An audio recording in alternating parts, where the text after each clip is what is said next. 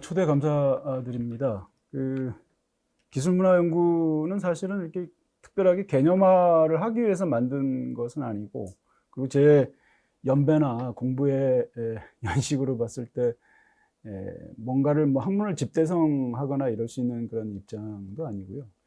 뭔가 제가 공부하는 분야를 이렇게 좀 범주하고 이래야 될 텐데, 딱히 이 범주화가 상당히 어렵고 하다 보니까 이제 기술문화연구라는 개념을 지금까지는 가장 좀 저를 잘 대변하는 용법이라고 생각해서 쓰고 있습니다.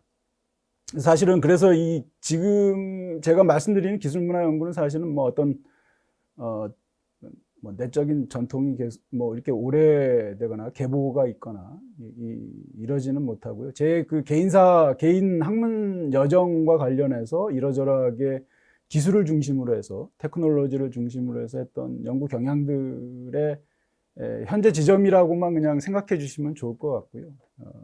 어떻게 보면 이 확장적 개념, 그리고 계속해서 과정적으로 진화해 나가는 제 자신의 연구 영역이라고 좀 봐주시면 좋겠습니다. 그래서 오늘 그래서 이제 개인 연구 토픽의 궤적이고요. 왜 2.0이냐, 비즈니스나 경영에서 2.0, 3.0 이런 얘기, 이용자 연구와 관련해서도 그런 얘기를 많이 하고 있는데, 이제 그런 맥락이라기보다는 버전 개념인데요. 연초에 제가 연대에서 디지털 인문학 관련된 연구소에서 주최를 해서 요 얘기에 조금 이전 버전 얘기들을 좀 한번 했었습니다. 요번에 모빌리티 인문학에서 연구단에 초청을 받아서 좀 더 제가 하는 연구 영역과 관련해서 조금 더 벼리는 작업들을 했고요. 벼린다는 게 아주 이렇게 학문적으로 벼린 게 아니라 슬라이드들을 좀 이렇게 좀 다듬으면서 과연 내가 이제까지 했던 연구들이 뭐고 중요하게 방점을 찍는 것들이 과연 무엇인가, 이런 것들을 한번 좀 되새겨 보는 그런 시간이 됐었고, 그 점에서 이제 슬라이드 버전 2.0이라고 보시면 좋겠습니다. 그래서 오늘 주로 선생님들께 좀 얘기를 드리고 얘기를 좀 같이 나눴으면 하는 게, 이제 기술문화 연구가 과연 뭐냐, 당신이 생각하는 기술문화 연구가 과연 뭐고, 그리고 이게 왜 중요하고 오늘 왜 필요한지, 그 다음에 그것이 다루고 있는 범위나 토픽들은 과연 무엇인가, 그리고 그 안에서 담지해야 될 가치, 학문적 가치일 수도 있고요, 실천과 관련된 부분일 수도 있는데 내용이 무엇인지, 그리고 기술 실천적 학술 연구 방향, 앞으로 제 연구와 개인사적인 연구지만 기술과 관련돼서 어떤 인문학적 토픽 혹은 인문사회학적 토픽을 가지고 누군가 연구를 한다면 좀 더 이런 쪽으로 더 확장해서 나아가는 것이 좋지 않겠는가 하는 것까지, 가능하면 거기까지 시간이 되면 얘기를 좀 해보겠습니다. 저 나름대로 이제 기술이라는 사물, 보통 이제 어떤 때는 이제 사물학이라는 얘기도 하는데, 사실 제가 다루고 있는 기술은 우리들이 흔히 알고 있는 매체, 제 전공하고도 관련된 것인데요.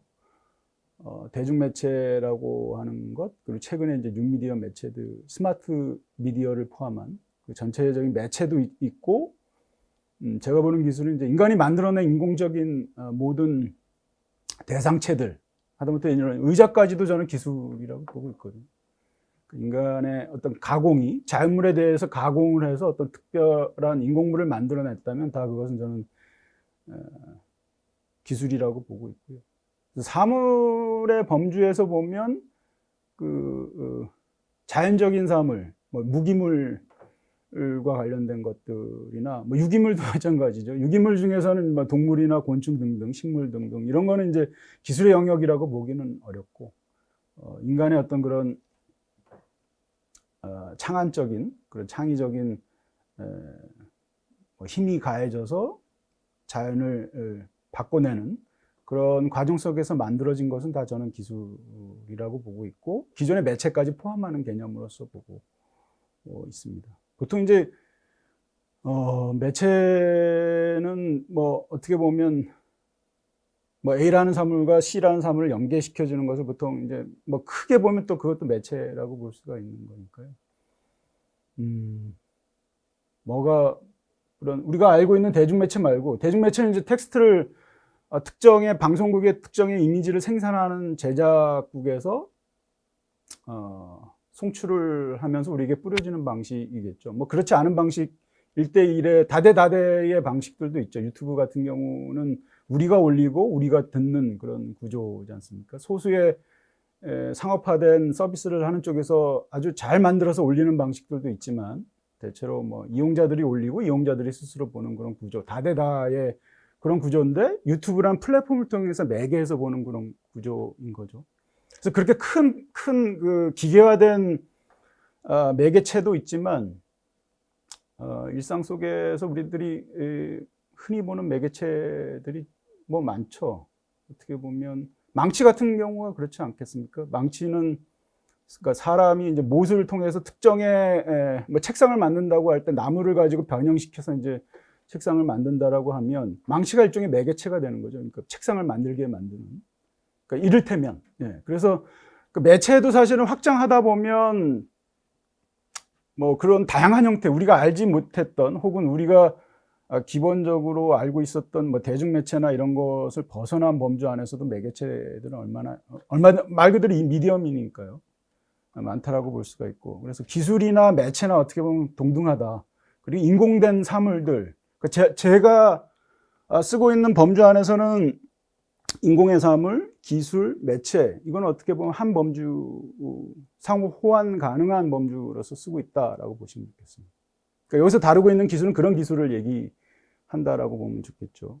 그래서 그런 기술의 존재론, 기술이 어떻게 만들어지고 그것이 근데 고정된 게 아니죠. 같은 망치라도 시대가 다르면서 망치가 달라지고 특히 이제 과학기술학, STS 연구하신 사이언스 앤 테크놀로지 스터디즈를 하시는 분들의 예전에 이제 뭐 기술의 사회적 형성이나 구성과 관련된 논의들을 하시는 분들이 이제 자전거 얘기 많이 핀치 앤 바이커가 쓴 그 자전거 얘기가 있는데 선생님들 아시다시피 이제 그게 이제 과거에 어떻게 자전거가 지금의 형상으로 디자인으로 특히 이제 바퀴 구조라든지 재질과 관련된 부분 예전엔 튜브도 없었대요. 안장도 지금과 같은 그런 푹신푹신한 그런 소프트 안장이 아니었고 그러다 보니까 이제 그런 충격이나 이런 것들 방해하기 위해서 계속적으로 진화해 왔고 바퀴도 지금과 같은 표준화된 바퀴가 아니라 그 당시에 당대의 사회문화적 조건이나 뭐 기술적 조건에 의해서 어떻게 그것들이 바퀴의 구조가 지금의 구조로 변형돼 왔는지 이런 것들을 설명하는 방식들이 있죠. 이제 그게 어떻게 보면 기술 밖의 얘기일 텐데 기술 그 자체의 존재론도 있다라고 저는 보고 싶거든요. 그러니까 기술이 그 자체의 메커니즘에 의해서 사람의 요구나 효율에 의해서 움직이기도 하지만 복잡한 기술의 경우는 그 기술이 주는 연력학적인 어떤 관계나 이런 것들에 의해서 구조적인 환경적 요인에 의해서 기술 스스로가 그렇게 갈 수밖에 없는 그런 존재론적인 근거들이 있다라고 볼 수가 있죠. 그러니까 심홍동 같은 사람이 이제 기술의 존재론에 대해서 많이 얘기하고 기술의 계보학을 많이들 얘기하고 있죠. 뭐 미디어 연구자 중에서는 뭐 예를 들면 영화의 기술들이 나오는 데 있어서 어떻게 그 각각의 부품들이 하나의 영화라는 그 카메라 지금 저를 찍고 있는 카메라와 같은 저 구조가 되는지에 대한 기계적 계보학들을 따지잖아요. 그러니까 그게 일종의 이제 기계 그 자체의 유물론적인 그런 계보학을 따지는 방식들인데 그게 기술의 존재론이죠. 이건 뭐 어쨌거나 사람과의 관계 안에서 기술들이 형성이 되긴 하지만 기술의 내적 메커니즘이 분명히 있다는 것이고 그 내적 메커니즘을 좀 더 공학적인 그런 틀들을 이해했을 때 기술에 대해서 우리가 좀 더 이해를 폭을 증가시킬 수 있다라는 거예요. 뭐 요즘 같으면 이제 알고리즘.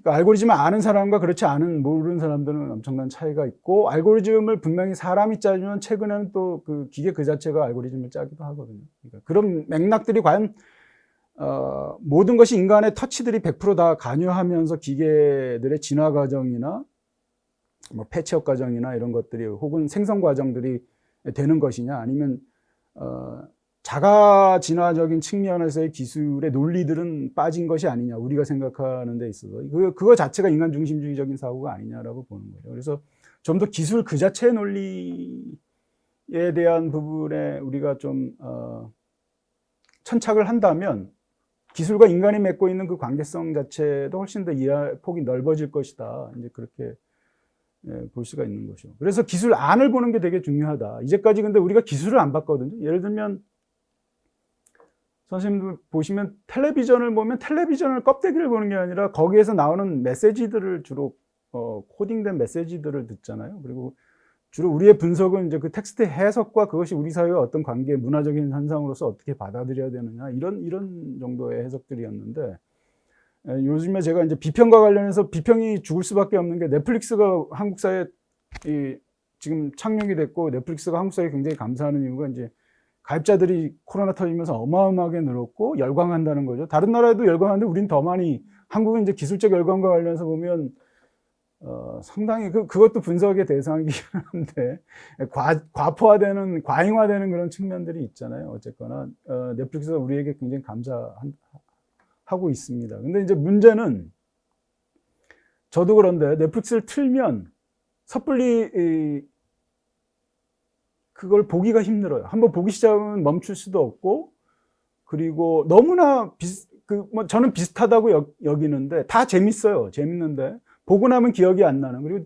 엄청나게 많은 컨텐츠들이 있어서 거기에 압도돼서 내가 도대체 저걸 봐야 되나 말아야 되나 많이 망설이거든요. 그러다가 다시 테레비로 다시 복귀하는 경우가 비일비재한데, 제가 그런 말씀을 드리는 것은 우리가 대중매체, 공중파에서 느꼈던 혹은 뭐 케이블에서 봤던 그런 방식, 이게 그 텍스트들이 소구하는 방식으로 우리가 그에 대해서 반응하고 해석하고 비평하고 이런 방식들이 넷플릭스 가면 상당히 어려워진다라는 거예요. 왜냐하면 넷플릭스의 컨텐츠 생산 방식 자체가 우리가 그렇게 거기서 어떤 이격을 느끼고 꺼리끼는 그런 이유들이, 저는 가장 큰 이유는 우리 현실 사회하고 이렇게 맞닿아 있지 않다. 오히려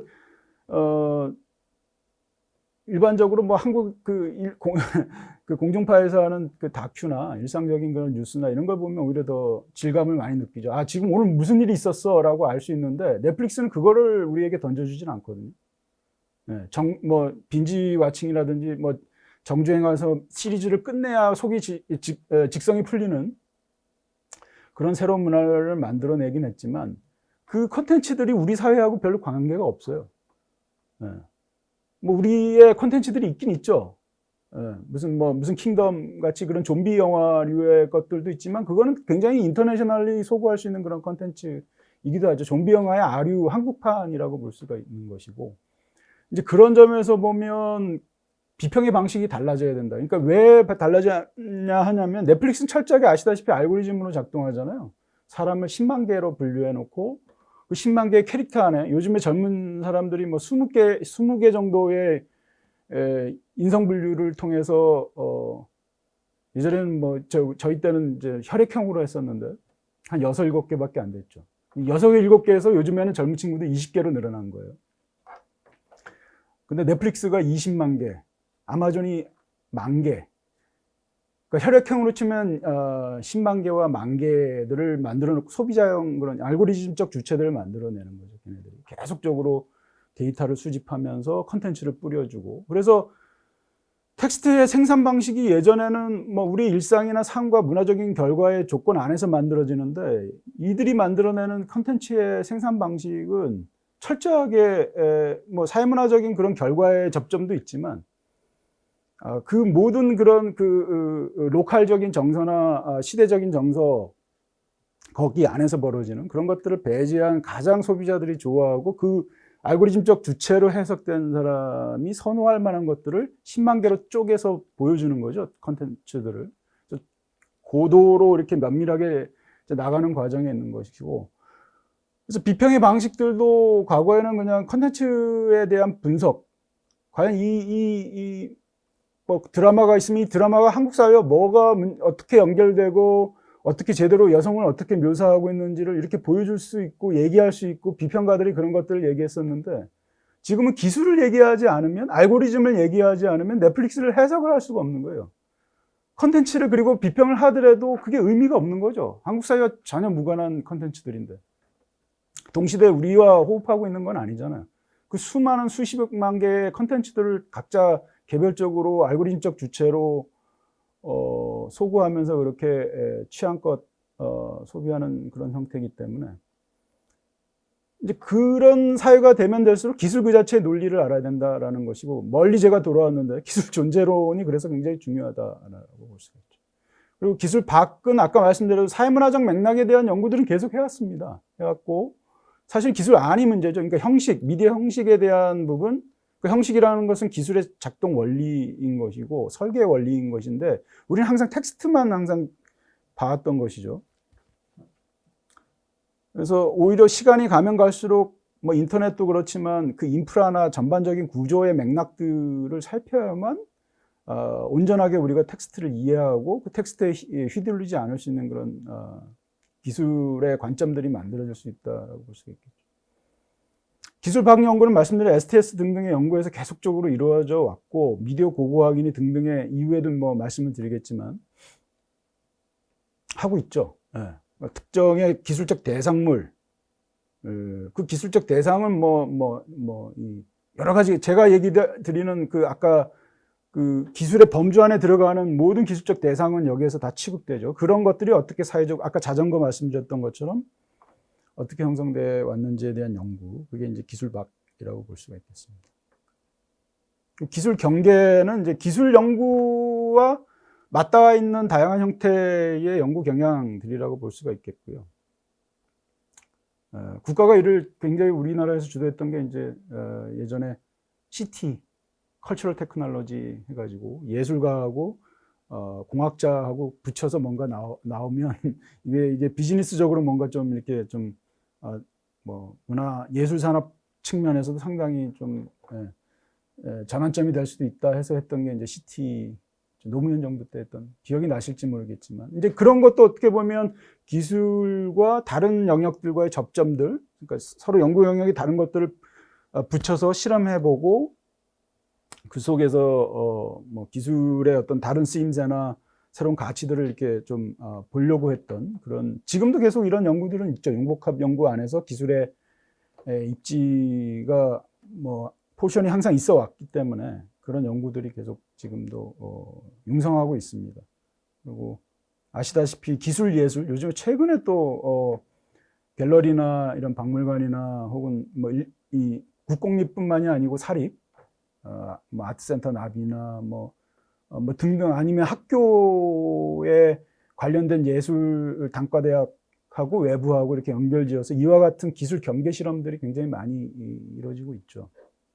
그리고 그것을 후원하는 현대와 같은 그런 기업들도 국립현대미술관하고 같이 이제 그 스폰서를 해서 기술의 어떤 그쪽에서 현대에서 주로 관심을 갖는 게 이제 자율주행 자동차니까 뉴미디어 아티스트, 기술을 주로 이제 매체 수단으로 삼는 아티스트들과의 협업이나 아니면 그들에 대한 스폰서를 통해서 그런 기술 경계 실험들을 하고 있죠. 그것의 내용이나 방식에 있어서의 비판적 지점들은 이제 오늘 논의하고는 별 관계가 없는 얘기들인데, 어쨌거나 기술이 이제 그런 식으로 경계를 넘어서 다른 학문 분과 영역이나 현장 영역하고 이렇게 서로 삼투하는 그런 지점들이 분명히 있습니다. 그와 관련된, 저도 이제 기술 예술과 관련된 영역들에서 좀 활동을 하고 있고, 이것이 중요한 이유는 사실은 어쨌거나 기술의 가장 큰 주류화된 힘은 자본주의적 기술이 아니겠습니까? 그러다 보니까 자본주의 기술은 곧 이제 상품화된 기술일 수밖에 없고, 그 상품화된 기술의 논리 구도 자체가 이제 보통 군사화된 기술들이 상품화된 기술로 많이 전이가 되잖아요. 그게 대표적인 그런 케이스들이고, 우리가 쓰는 인터넷도 마찬가지고요. 전화도 사실 일본에서는 사실 그 감시하기 위해서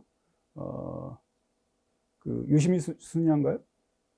그분이 쓴 그 일본 내의 전화의 그런 출발을 보면 북한의 그런 가가호 옆집에서 이상한 일이 있으면 이렇게 나라에 신고하는 방식 있잖아요. 이게 전화를 그런 용도로 썼던 거죠. 그리고 프랑스에서 미니텔도 사실은 국가가 자기들이 하는 그 내용들을 홍보하기 위해서 만든 단말기들을 각 가정에다 배포를 하면서 이용 방식은 나중에 달라졌으나 애초에 이제 그런 의도를 가지고, 이 기술의 비를 이어도 그런 군사적인 목적의 기술의 쓰임새에서 출발해서 다른 용도로 전환되는 그런 과정들을 이제 설명했던 것처럼 그런 측면들이 있는 거죠. 그래서 기술과 권력, 자본주의 권력과의 그런 결합도가 워낙 끈끈하게 엮여졌기 때문에 사실은 문화나 예술이나 이런 영역과의 횡단 연구가 상당히 의미가 있는 게, 그러니까 CT와 같은 아까 그런 방식이 아니라 국가가 주도하는 방식이 아니고 아래로부터 예술가들이 기술의 다른 쓰임새, 뭐 예를 들면 무용성의 기술, 우리는 기술이 항상 쓸모가 있어야 된다라고 보잖아요. 그러니까 쓸모가 없는 기술들 그리고 실험적인 기술들, 그것이 뭐 사회적 연대를 만들어내거나 사람과 사람과의 관계를 돈독하게 하거나 이런 용도로 쓰일 수 있는 기술에 대한, 그러니까 어떤 상업적인 목적이나 자본주의적인 그런 틀 안에서의 기술의 용도가 아닌 것들을 실험할 수 있는 게 또한 예술의 영역이기 때문에 사실은 굉장히 중요한 부분들이죠. 그것이 뭐 현실로 안착되건 아니건. 그리고 기술 환경에 문제가 있습니다. 그러니까 결국 기술은 자본주의적 기술이고, 아래 지금 이 다이어그램은 그냥 이제 보기 편하시게 몇 개 가져왔는데요.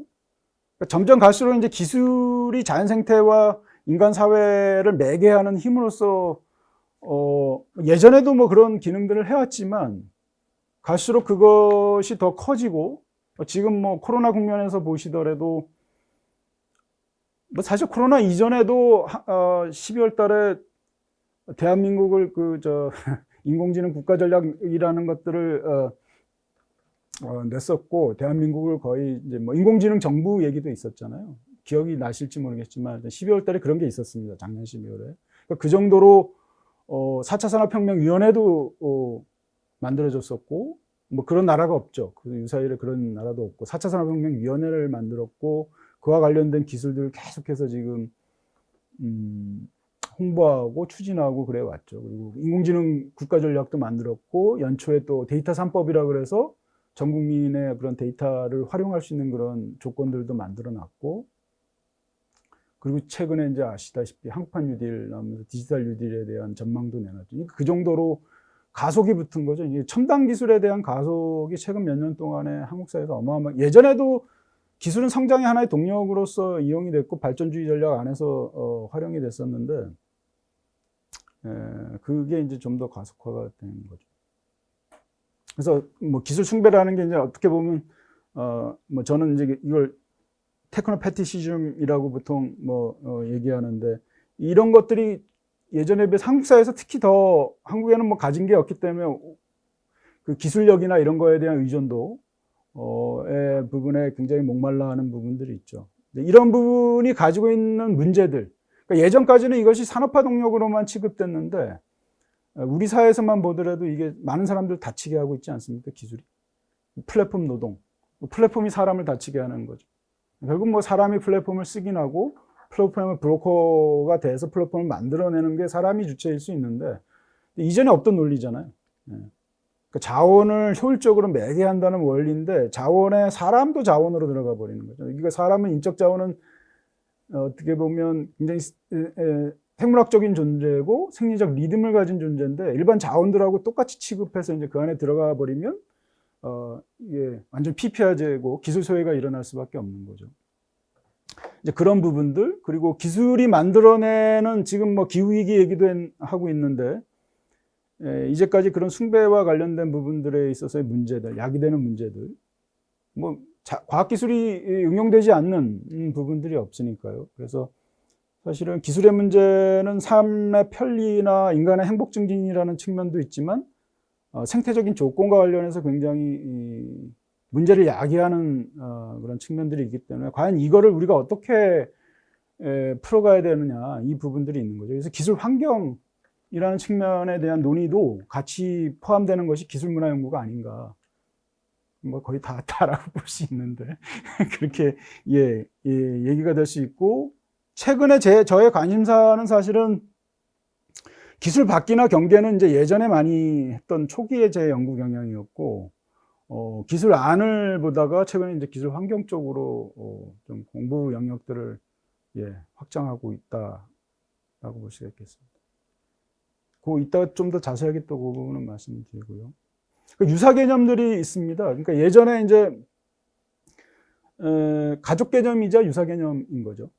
가족군 안에 들어간다라고 저는 보고 싶고요. 일부를 얘기하고 있다. 그래서 문화 연구인데 기술을 다루는 것. 주로 이제 이용자 연구가 그래죠. 지금도 많이 하고 있죠. 뭐 엠번방에 관해서 여성 연구자가 페미적 관점에서 고찰을 한다든가 뭐 이런 것들이 이제 이용자 연구 중심에서 기술을 가져오는 방식인데, 아까도 말씀드렸지만 기술적 메커니즘이나 논리 구도 자체에 대한 분석은 상당히 좀 희석화되고, 주로 이제 이용자들이 어떻게 그 안에서 창의적인 방식이나 저항적 방식이나 아니면 이제 연대적 방식으로 이제 기술을 활용하느냐, 뭐 주로 그런 논의들이 이제 꽤 많이 축적이 되고 있죠. 그리고 기술 문화 연구 앞에 이제 기술 문화를 붙이면 이게 띄어쓰기에 한국적인 그 개념의 띄어쓰기에 또한 관련된 논의일 수가 있는데, 이건 아까 말씀드린 STS 연구에 많이 가깝다. 기술 문화 그 자체, 아까 자전거를 말씀드렸는데 특정의 기술들이 어떻게 태동되고 진화하고 어떻게 뭐 사라지고 다른 형태로 또 재매개되거나 뭐 전환되거나, 그래서 미디어 인류학이나 뭐 미디어 고고학 이런 쪽의 탐구 대상이라고 볼 수가 있습니다. 역사적으로 혹은 사회문화적으로 어떻게 기술이 부침을 겪으면서 진화했는지에 대한 계보학을 따지는 연구, 그게 이제 기술문화 띄고 연구일 수가 있겠고요. 테크노 문화한 거는 특별히 서구적 개념이고, 제가 보기엔 테크노 컬처 연구를 제가 지칭하는 겁니다. 이건 한국말로 바꾸면 이렇게 쓸 수 있겠고요. 그리고 여기서 얘기하는 거는 기술은 아까 제가 말씀드리는 큰 범위 내에서의 기술이라기보다는 신기술, 인터넷 기술을 얘기하죠. 인터넷이 등장하고 온라인 기술이 등장하면서 그것에 대해서 주목하고 그것의 문화정치적인 가치나 실천에 주목했던 그룹들이 있습니다. 미국의 영문학자 콘스탄트 펠리나 앤드류 로스 같은 사람은 이제 아실지 모르겠지만 그 노동사회학 하시는 쪽의 논의들을 많이 하고 노동의 종말과 관련된 그 편집된 책을 쓰기도 하셨고요. 그러니까 두 분이 편집한 책 제목이 테크노컬처였어요. 그리고 거기에서 얘기되는 건 주로 신기술을 통해서 그런 그 문화정치적인 기획이나 저항이나 이런 것들을 이제 시도하는 새로운 경향들을 주목해서 그 책을 냈죠. 그런 맥락으로 테크노컬처가 쓰이고 있다. 그리고 최근에 우리나라에서 이제 많이 또 회자되는 용어가 디지털 인문학이라는 말이 있습니다. 저도 뭐 디지털 인문학 수업들을 하고 이와 관련된 논의들을 많이 했는데, 이 내용은 이제 그 인문학적인 기존의 가치, 이 문사철 중심의 그런 인문학적 가치 내에서 디지털 기술이라는 새로운 어떤 상황 변수, 새로운 사회적 조건, 사회문화적인 조건들이 닥치면서 학제적으로 디지털이라는 것이 인문학 내에서 어떻게 좀 통합해서 가야 될 것인가. 이거는 뭐 어떻게 보면 국내 뭐 인문학의 위기와 관련해서도 연결이 되죠. 모든 게 다 이렇게 어떤 성과주의적인 그런 것들로 가면서 인문학 내부에 있는 교수님들이 굉장히 위기감을 느끼고 그거를 어떻게 좀 전환해 보고자, 극복해 보고자 시도했던 것이 이제 일종의 기술과의 접목이었던 것이고, 근데 이제 원래 나왔던 디지털 인문학은 사실은 아날로그화된 그런 데이터들을 DB화하는 작업들, 뭐 규장각에서 하는 그런 주로 한국학중앙연구원이나 이런 데서 시도했던 그런 게 이제 보통 초기의 디지털 인문학적인 모델이고요. 근데 여기 지금 열거된 뭐 인문정보학이라는 건 이제 툴 같은 거 배우는 거죠. 위키 툴이라든지 시각화하는 것 툴 같은 것들 있죠. 이런 것들이 이제 배우는 것을 인문정보학이라고 한국학중앙연구원에서 이제 얘기를 하고 있고, 그걸 디지털 인문학과 같은 선상에서 보고 있는 논자들도 있습니다. 네. 아시겠지만 인문 콘텐츠 학회의 주로 일부 구성원들이 이런 논의들, 디지털 인문학과 관련된 그 학적 구성, 국내 내에서 그것들 학문화하려고 했던 흐름들이 있었죠. 그리고 인문 콘텐츠학이라는 얘기도 있었고 문화 콘텐츠학도 있었고요. 그 차이는 문화 콘텐츠학은 좀 더 이제 한류나 이런 거에 변경 안에서 콘텐츠를 조금 이렇게 좀 연결 지으려고 하는 경영이나 이런 쪽하고요. 인문 콘텐츠학은 그런 거에 대한 반발, 적어도 그 아카데미 안에서 콘텐츠를 다루는 방식은 좀 더 뭐 커뮤니티에 기반한 그런 콘텐츠 학이어야 된다. 그래서 뭐 지역과 관련된 역사라든지 유적을 어떻게 아카이브할 것이냐, 주로 공동 작업들을 많이 취하고 뭐 오픈 소스나 이런 것들을 가져다가 이제 그런 논의들을 펼치게 되는 거죠. 그래서 이 한국에서는 사실은 이 세 가지가 보통 디지털 인문학을 대표하는 용어로서 얘기되고 있지만, 서구에서는 지금 뭐 비판적 디지털 인문학, 베리라는 사람, 제가 이름을 기억이 안 납니다. 이분 도 얘기를 했고, 뭐 여러분들이 얘기를 했는데, 그 디지털 인문학, 서구에서의 적어도 이제 크리티컬이라는 용어를 썼을 때는 기존의 이제 인문학적인 전통에서 가지고 있는 어떤 힘, 그 비판적이라는, 그러니까 현실의 비판적인 어떤 그런 그 접근을 줄 수 있고, 기술에 대해서 어떤 그런 비판적 해석이나 어떤 성찰을 사유할 수 있는 힘을 주는 그런 것에 대해서 강조점을 더 두는, 단순히 디지털 인문학이 주로 보면 툴이나 방법론에 많이 천착하고 있는 부분들이 있죠, 국내에서. 그래서 이제 그런 것들을, 뭐 서구에서도 마찬가지였는데, 그런 것들을 깨기 위해서 베리 등이 이제 비판적 디지털 인문학이라는 얘기를 했고요.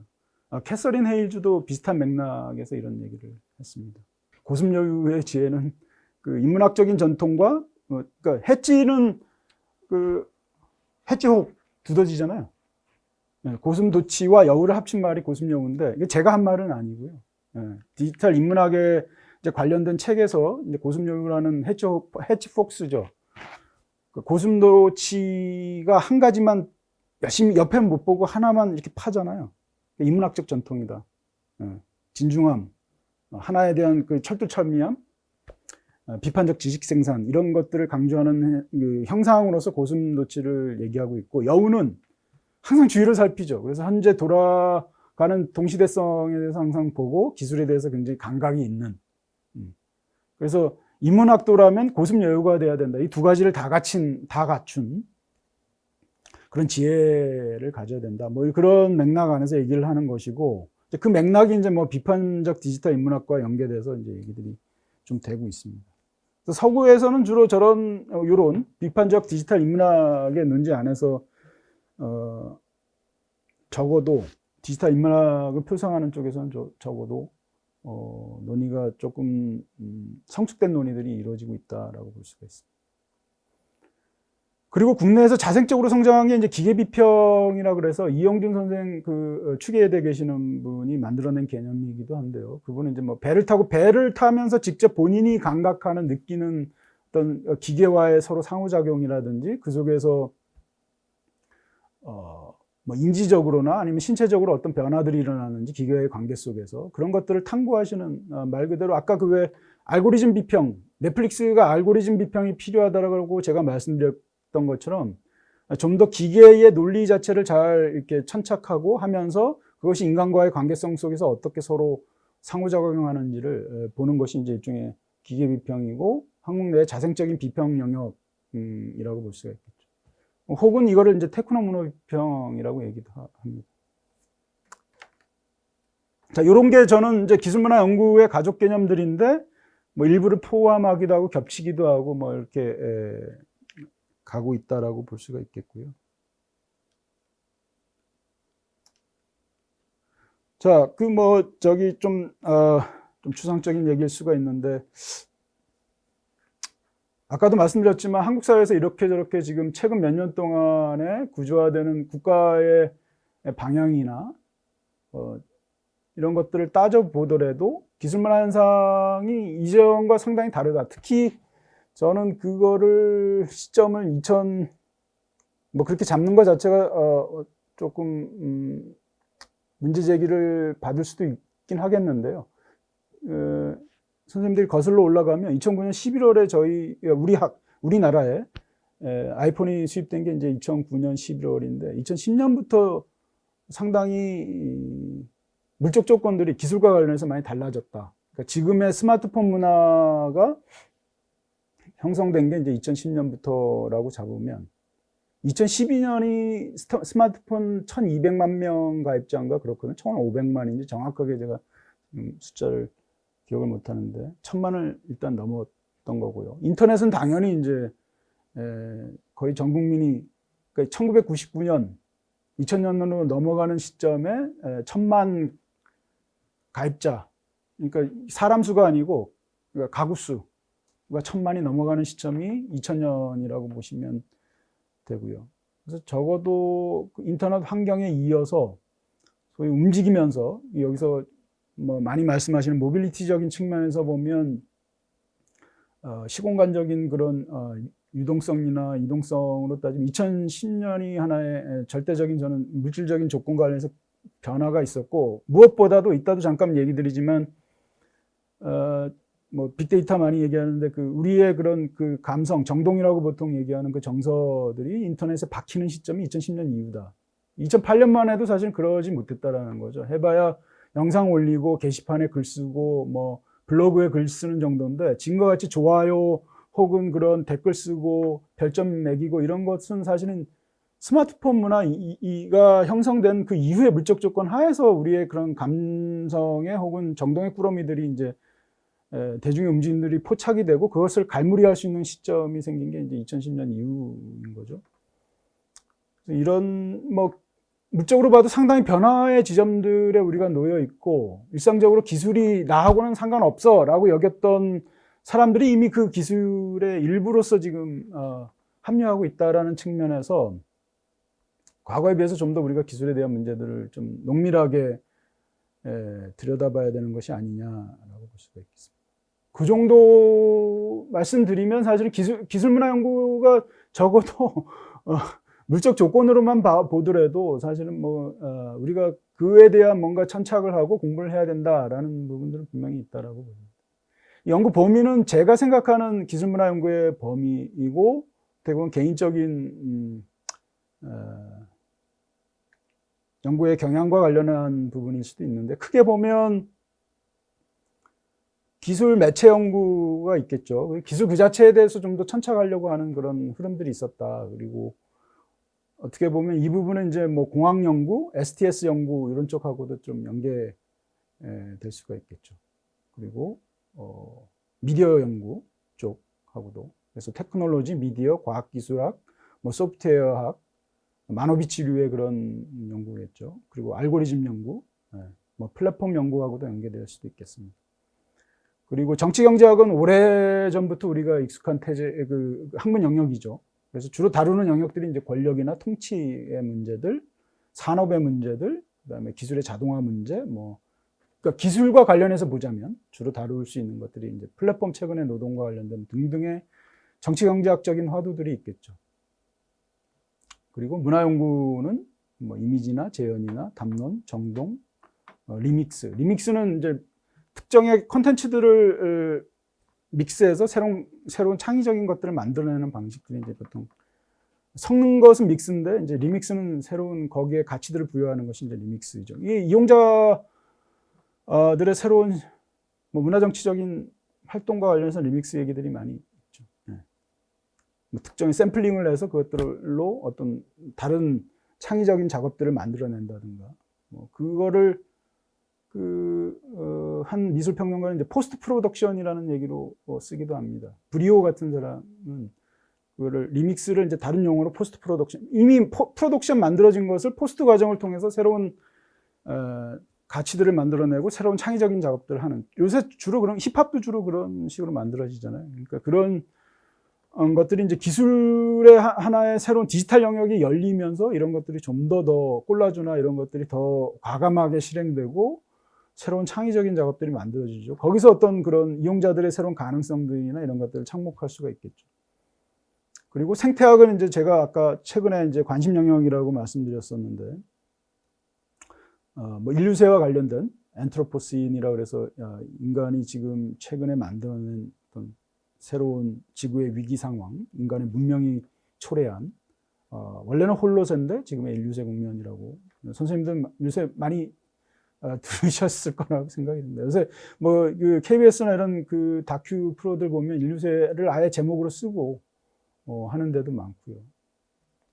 그 문화과학에서 뭐 외람된 얘기지만 하여튼 몇 년 전에 인류세 특집을 한번 했었던 적도 있었고, 최근에 학계 내에서는 인류세란 말이 그냥 쓰면 다 알겠다 이런 식으로 반응들을 하시고, 일본에서 인신세라고 많이 쓰고 있죠. 인간의 새로운 시대, 에포크 그런 의미에서.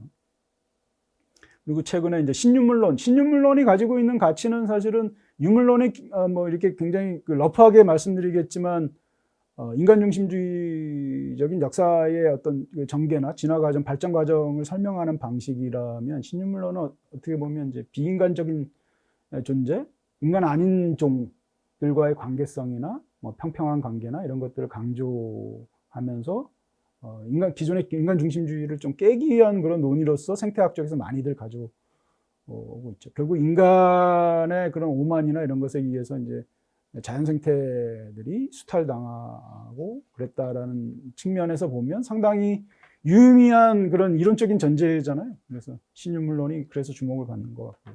포스트 휴먼도 비슷한 맥락 속에서 얘기가 되는 것 같습니다. 그러니까 휴먼 이후에 이제 기술과의 공존이라는 부분, 기술이 점점 더 밀도가 인간의 신체나 이런 것들로 다가오면서 이 부분을 어떻게 우리가 바라봐야 되느냐. 단순히 이것을 트랜스휴먼적인 긍정적 가치 안에서 우리가 소화할 것인지 아니면 좀 더 비판적인 견지에서 기술과의 인간과의 관계, 다른 종과의 관계도 마찬가지인데 어떻게 봐야 될 것인지. 커먼즈는 기존의 국가나 기업의 영역이 아닌 이제 인간의 결사체, 공동체 영역에서 어떻게 다른 가치들을 만들어낼 것인가의 문제들인데 비자본주의적인 그런 공동 생산, 공동 운영, 특정의 자원을 운영하는 방식들이 계속 있어 왔죠. 살아왔었죠. 있어 왔고, 그러니까 자본주의 시장 밖에서 항상 그런 것들이 작동해 왔었는데, 이제 그런 것들을 좀 더 과감하게 새로운 생산의 원리로서 기존의 국가나 자본의 영역에서 생태와 관련해서 굉장히 둔감하고 무엇을 할 수 있는 그런 미래 지향성을 가질 수 있는 그런 것이 더 이상 우리가 기대할 수 없다라는 것 때문에 오히려 시민사회 영역이나 그냥 뭐 인민의 영역이라고 할 수 있겠죠. 그 결사체를 통해서 뭔가 스스로 해결하고 그 안에서의 어떤 공생의 논리들을 만들어 나가고자 하는 게 이제 커먼즈라고 볼 수가 있겠고, 기후 행동도 보다 적극적인 거겠죠. 예. 툰베리 그 어린 학생이 시작해서 전 세계로 확장된 그런 기후 행동주의 같은 것들이 이제 생태학적인 논의 안에서 또 실천의 논의와 관련해서 얘기될 수가 있겠습니다. 최근에 기후 정의라는 얘기도 하고 있고요. 뭐 토픽으로 보면 저는 이제 언론학을 했고 아까 제 소개를 해주실 때도 그 공부한 영역이 언론학적입니다. 미디어학 쪽에서 공부를 했기 때문에 기존에 이제 미디어학 쪽에서 기술을 다루는 기술과 연관된 디지털 혹은 뭐 일반적인 기술, 그러니까 주로 매체죠. 왜냐하면 미디어학이라고 하면 전통적으로 우리가 알고 있는 대중매체, 뉴미디어 매체 이외의 것을 얘기하지는 않았고요. 지금도 대부분 그렇고요. 그래서 보시면 거의 대부분 그 언론과 관련된 전통적인 연구 분과의 분류법들이고요. 그 안에서 이제 기존 연구 영역이라고 하는 것은 최근까지 계속적으로 전통적으로 그 안에서 다루는 기술과 관련된 논의들입니다. 뭐 수용자론을 보면 이제 주로 저런 능동적 이용자론, 뭐 생산 주체로서 이용자, 집합지성 이런 게 이제 과거에 우리가 인터넷 초창기 때나 그 이후에 이제 논의되던 것들인데 최근에 이제 기술 문화의 확장 영역들로 보자면 좀 더 우리가 좀 다층적으로 아까 그 벤 다이어그램 그 안에 구조 안에서 특정의 연구 토픽에 따라서 이 모든 게 다 들어가지는 않을 거고 본인이 주되게 연구 대상에 따라서나 아니면 본인이 보고자 하는 그 역사적 상황에 의해서 특정의 연구 방법론이나 이런 것들이 좀 더 접근이나 주되게 쓰일 수가 있겠죠. 가중치가 좀 달라진다라고 볼 수가 있겠습니다. 그래서 요것도 이제 보면 아까 그런 연구 안에서 요거는 이제 저희 그 언론학 연구 내에서 이제 저렇게 연구 문과를 나눠 본다면 이제 조금 뭐 이게 기존 연구 영역이 이제 2000년대까지의 연구 경향이라면 최근에 스마트 기술 이후에 연구되는 부분들이 좀 있고 선생님들께 생성할 수 있는 부분들이 있겠다라는 생각입니다. 뭐 인류세 연구도 그 중에 하나일 거고요. 이게 학으로서 지금 정립된 건 아니고 다양한 영역들에서 지구의 생태 위기와 관련해서 분석들을 하고 있는데 뭐 경험적 연구를 공학이나 저런 지구 생태와 관련된 논의들을 하시는 분들이 이제 하기도 하는데 인문사회 쪽에서도 지금 뭐 라투르 등등의 사람들이 이제 인류세 연구들을 하고 있고요. 자, 인류세 연구도 새로운 연구 경향, 그다음에 여기 제작 문화 관련된 연구도 그렇죠. 그러니까 뭐 이 지금 아까 뭡니까? 디지털 인문학 말씀드렸는데 디지털 인문학의 최근 경향이 특히 미국 쪽에서 최근 경향에 세 번째 책이 나왔는데 이 제작 쪽에 대한 어떤 그런 흐름들이 있어요. 그러니까 연구하시는 분들이 그러니까 사물과 제가 말씀드린 기술과의 신체 접촉을 통해서 그러니까 성찰을 우리가 사유하고 성찰하는 것을 보통 강단에서 보면 생각하는 걸로만 의식적인 흐름으로서만 얘기들을 많이 하는데 결국 사물과의 새로운 관계를 맺기 위해서는 사물을 접촉해야 된다. 그래서 제작 문화, 우리 한국 사회에서 지금 뭐 굿즈 만드는 그런 3D 프린터나 활용해서 굿즈를 만드는 그런 청년 창업과 관련된 그런 논의도 메이커긴 한데 여기서 얘기 드리는 메이커는 우리 제작 문화라고 하면 좀 더 그런 성찰성이나 사유의 어떤 과정으로서 사물과의 접점을 확장하는 방식으로서의 제작 문화 연구라고 보시면 좋겠습니다. 이 줄여된 그런 메이커스 무브먼트 뭐 그런 류의 이제 개념들이 있거든요. 그거는 이제 좀 어떻게 보면 그런 실리콘밸리형 그런 사업으로서의 흐름이라고 보시면 좋겠습니다. 정동 연구도 마찬가지인데 디지털 정동 연구와 관련된 부분들도 새로운 연구 영역이라고 볼 수가 있겠고요. 뭐 포스트 휴먼이나 디지털 인문학과 관련 연구, 기계 비평도 아까 자생적이지만 새로운 연구라고 볼 수 있고, 마노비치류의 이제 소프트웨어 연구, 알고리즘을 분석을 한다든가 관련된 연구들이 있고요. 그리고 플랫폼, 제가 최근에 좀 많이 보고 있는 제 개인 연구와 관련해서는 플랫폼 노동 연구. 그러니까 과거에는 이제 공장 안에서의 노동자 연구들을 많이 했고, 노동 통제가 기술을 통해서 어떻게 해리 브레이먼식의 이제 그런 분업화된 구조 안에서 기술이 어떻게 작동하는지 부분, 컨베이어 벨트 등등 그런 것들 봤는데 이제 완전히 사회화된 그런 노동 형태가 됐잖아요. 뭐 프리캐리아트라는 이제 신조어도 뭐 만들어지고 있긴 한데 이제 그런 것들이 플랫폼과 결합되면서 어떻게 노동 형태들이 플랫폼 앱에 의해서 변형되는지 소외가 일어나는지 보는 것들이 이제 플랫폼 연구라고 볼 수가 있겠죠. 공유경제와 비판, 쉐어링 이코노미에 대한 논의, 뭐 인공지능 자본주의에 대한 논의 이런 것도 이제 새로운 연구 영역이라고 볼 수가 있겠습니다.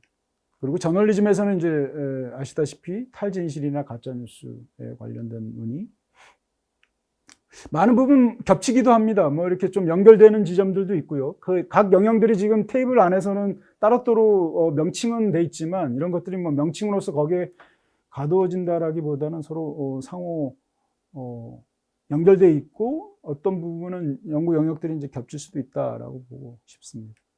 뭐 페미니즘 영역에서 예전에는 주로 이제 지금도 그런데 그 어떤 자연과 여성의 관계를 굉장히 동일시하고 기술을 어떤 그 가부장적인 남성의 지배 구조로 보면서 대립하는 그런 논의들이 많았죠. 근데 이제 최근에 제노페미니즘 등등의 새로운 계열체, 뭐 예전에도 있긴 있었습니다. 뭐 사이버 페미니즘, 테크노 페미니즘 등등의 이름으로 있었는데 그런 그 기술이 그것이 남성의 전유물이 아니고 오히려 여성화된 기술, 여성의 기술로서 바라다 볼 때 오히려 기술의 생태적인 조건이나 이런 것들을 더 확장할 수 있다 이렇게 보는 또 관점들이 있죠. 그게 이제 새로운 제노페미니즘적 경향이라고 볼 수 있겠습니다.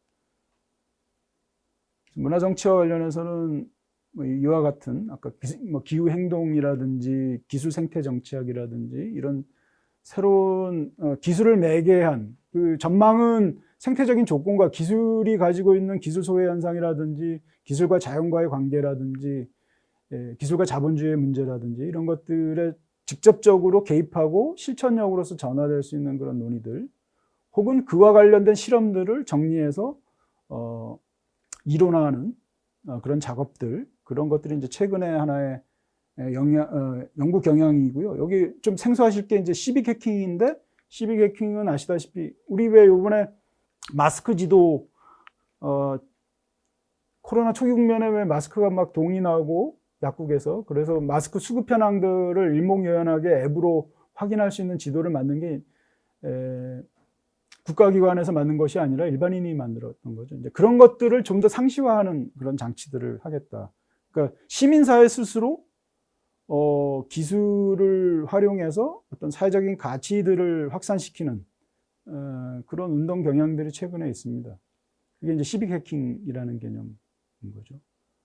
뭐 아마 선생님들도 보셨을 수도 있는데 대만의 지금 정보장관인가 그 젊은 분, 그 젊은 분이 주장하는 게 이제 시민의 그 디지털 역능, 리터러시가 아니고 좀 더 역능을 가질 수 있는 것들을 키우는 건데 이 시빅 해킹적 개념으로 접근을 하고 계세요. 그래서 어떻게 하면 시민사회가 좀 더 시민들이 적극적인 도시의 설계, 디자인에 참여하면서 그 가치들을 바꿔낼 것인가. 뭐 우리는 리빙랩 같은 실험들도 있었잖아요. 그래서 사회공학적인 해법들을 전문가와 일반 시민들이 모여서 특정의 문제를 해결하는 그런 프로젝트들을 수행하거나 뭐 이런 것들을 권하는 거죠. 근데 그것이 근데 뭐 대안이 될지 아닐지는 제 논의에서는 상관이 없습니다. 연구 영역이 그런 연구 영역들이 새로 만들어지고, 그러니까 주로 실천 영역에서 그런 것들이 많이 논의가 되고 있다는 거죠. 그에 대한 평가는 이제 하나의 연구 영역으로 남겠죠. 그래서 이런 식의 새로운 형태의 최근에 기술문화 연구들이 있고 확장될 수 있겠다라고 얘기 드리고 싶고요. 제 개인사적 연구와 관련된 부분에서의 변화들은 아까 그 다이어그램을 이렇게 그려드렸을 때 아래에 있었던 정치경제학에 주로 공부를 했었고, 그래서 관련된 연구는 하단에 있는 이런 논의들을 많이 했었습니다. 그래서 디지털이 주는 어떤 그런 그 기술적 가치, 자유로움, 그리고 무한 복제되고 한계 비용이 제로라는 그런 특성들을 확장할 수 있는, 그리고 그것들을 막으려고 하는 것이 과연 무엇인지, 그것들을 풀려고 하는 쪽은 어떤 생각들을 갖고 실험들을 하는지, 크게 보면, 거칠게 보면 이제 그런 속에서 문화의 정치경제, 미디어의 정치경제 연구를 했었고요. 그래서 조금 더 나아가서 이제 디지털 그 자체의 문화 연구로 조금 많이 빠진 것 같습니다. 예. 그러니까 문화 연구인데 아까 왜 그 기술과 띄고 문화 연구, 그러니까 문화 연구 중심으로 가면서, 그러니까 정치경제학에서 문화 연구로 조금 이렇게 바뀐 거죠, 입장이. 선회가 되면서 전공도 이제 그 RTF라고 라디오 TV 앤 필름으로 가면서 문화 연구를 축으로 두고 디지털의 활용, 그 이용자와 관계성 이런 것들을 주로 많이 봤던 것 같습니다. 그러면서도 이제 그것이 가지고 있는 억압적 속성이나 이런 게 이제 모빌리티 여기 연구단 총서에 제가 같이 냈던 글은 이제 주로 요 청년 모바일 노동 문화와 관련된 부분, 그 가능성과 모바일폰이 가지고 있는 가능성, 근데 노동 현장에서 알바 청년들이 이것들을 활용하는 방식에 있어서의 억압성, 이런 것, 양가적인 관계들을 좀 같이 보려고 했습니다.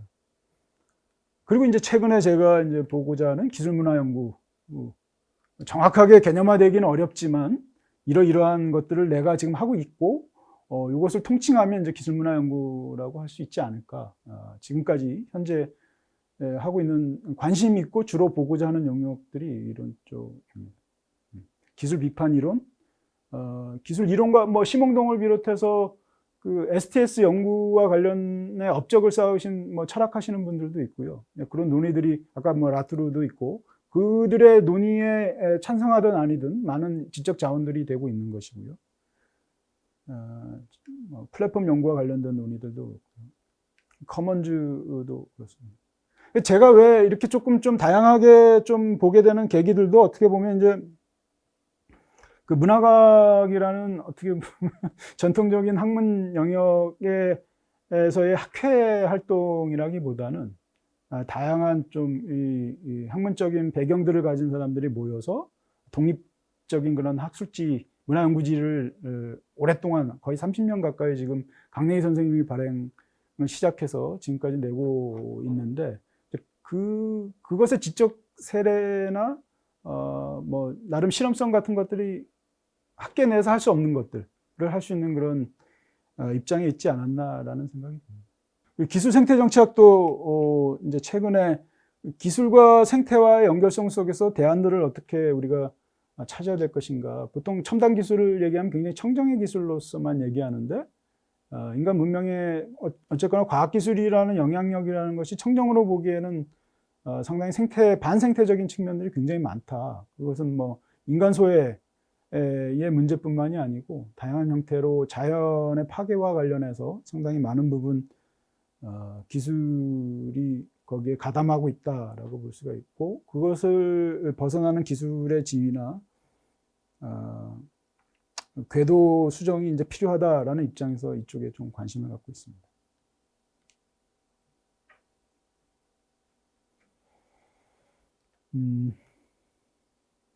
아까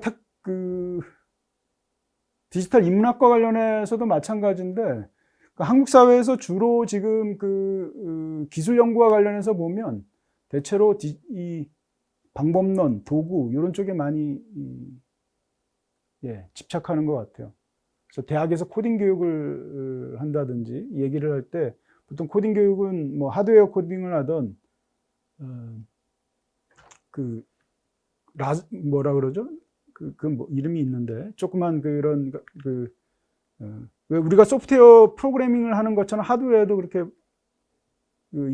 특정의 것들을 붙여서 새로운 기기들을 만들어내거나 이렇게 쉽게 할 수 있는 메이커 문화와 제작 문화와 관련해서 그런 부분들이 있거든요. 혹은 기존에 우리가 알고 있던 기능들을 바꾸는 그런 뭐 하드웨어 코딩들도 있고요. 예를 들면 전기파리채를 여성용 호신 전기 충격기로 만든 워크숍을 한다든지, 그럴 때 이제 원래 그런 실험들을 하는 여성 기술 랩 그룹들이 있습니다. 릴리쿰이라고. 그 그룹들이 이제 그런 실험들을 하는데, 그건 뭐 여러 가지 목적들이 있겠죠. 그러니까 기술이 가지고 있는 주류화된 그런 흐름과 다른 것들을 실험하는 부분도 있고, 그것이 한국적인 여성 상황과의 관계성들을 어떻게 그 기술과 연결 지을 수 있을지를 이제 보는 그런 실험일 수도 있고요. 근데 거기까지는 나아가지는 않는 것 같습니다. 그 정도까지 이제 숙고해서 기술의 워크숍들을 꾸리고 코딩 작업들을 하는 것 같지는 않아요. 그러니까 일종의 그거는 이제 하드웨어 코딩의 영역이라고 제가 사례로서 이제 말씀을 드리는데, 한국에서 선생님들이 아시는 하드웨어 혹은 소프트웨어 코딩이라는 것은 상당히 이제 기능적이고, 뭐 여기서 얘기하는 시각화라든지 아카이빙 작업이라든지 어떤 편리성이나 기술을 매개해서 어떤 툴로서의 기술에 대한 천착이라고 볼 수가 있고, 디지털 인문학에서 하는 영역들이 주로 이제 여기에 주로 많이 묶여 있다라고 볼 수가 있고, 사실은 철학이나 접근 방법이나 이런 것들 전 범위로 확장했을 때 연구 영역들은 공백지가 이제 여기가 큰 공백지가 있다라고 볼 수가 있고요. 과연 이런 연구들을 가르치는 데가 있는가? 근데 개별적으로는 연구 영역들에서 할 수는 있겠지만, 이것을 체계화된 형태로 해서 기술을 화두로 삼아서 이런 연구들을 하는 데는 없지 않는가. 그리고 무엇보다 문제는 무게중심이 여기에 너무 많이 쏠려 있다는 것. 결국은 우리가 기술을 하는 이유는 이것을 통해서 이것을 얼마나 잘할 것인가의 문제일 텐데, 이 알맹이가 빠져버린 거죠. 껍질만 남고. 그래서 이건 뭐 교육의 문제하고도 관계되어 있고, 현실에서 기술을 다루는 방식에 있어서의 문제와도 관계되어 있다고 볼 수가 있겠습니다. 이거는 좀 아까 잠깐 말씀드렸던 부분들인데, 이 방법론 도구 제작, 이 메이킹의 과정들이 상당히 중요하게 최근에 부각되고 있다는 것이고, 이제까지 인문학에서는 비판적 사유와 관련된 논의들, 요거는 지금 많이 논의들이 되고 있죠. 최근에 많이 논의되고 있습니다. 뭐 같은 이름을 달지 않았지만 최근 뭐 한 12년 동안 많은 논의들이 있었고, 각자의 영역에서 각자의 그 학문 영역 안에서 재생산되고 서로 교호하고 뭐 이런 부분들이 있었습니다. 비판적 사유와 관련된 부분.